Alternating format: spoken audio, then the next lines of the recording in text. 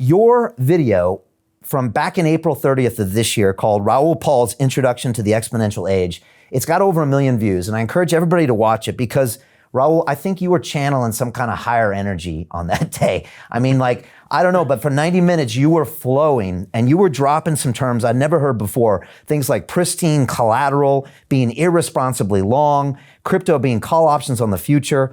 And maybe we start with you talking about this exponential age because, Raoul, you felt almost like you had surprised yourself. Like you already knew this market was big, but it felt to me like you were saying, wow, this is maybe even bigger than I thought it was. So tell me, first of all, am I wrong on some of those observations of you? And maybe you can walk us through this concept of the exponential age.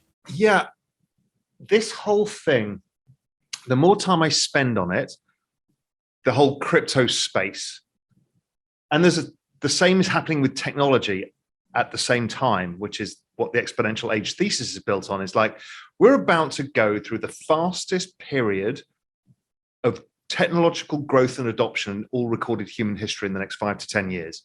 And nobody is prepared for it. Humans are simple creatures. We think in linear terms.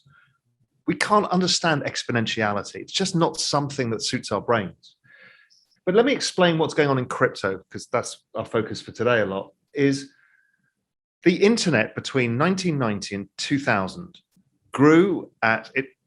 That's the fastest period of growth for the internet because it went from zero or, from low numbers to larger numbers. That period, the internet grew at 63% a year. It was the fastest adoption of any technology in all recorded human history, much faster than the mobile phone that came before it and the telephone that came before it. These are network businesses, and I'll come on to that in a bit because it's a really important concept. So, okay, how's crypto doing? Crypto's growing at 113% a year. It's the same number of users as the internet had in 97, just before you decided to leave the world of finance and jump headfirst into it.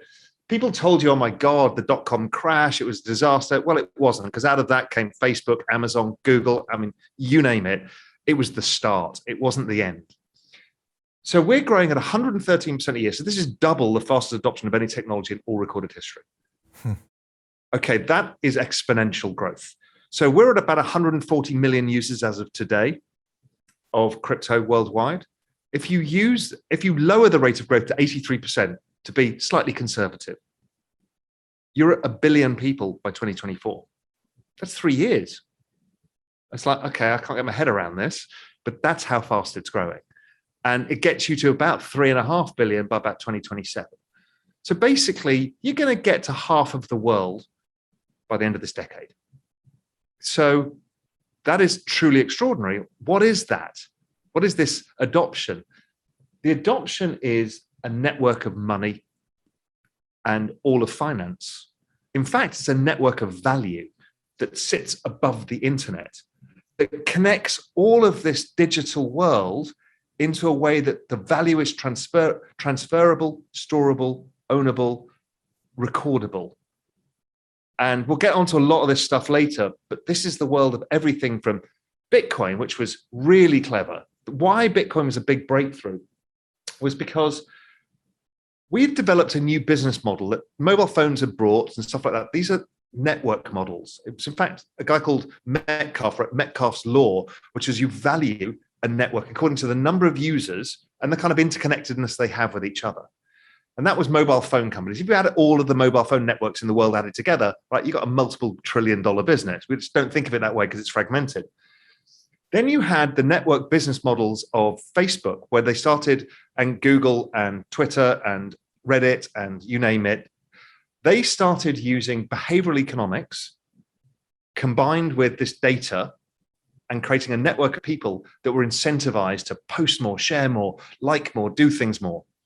Now, for us as users of those networks, we got the benefit of finding our old school friends and keeping contact with your cousin and all the stuff that we use social networks for. The shareholders got rich. We didn't. In fact, they took the economics from us. They monetized our eyeballs and our attention. Then comes Bitcoin in 2008.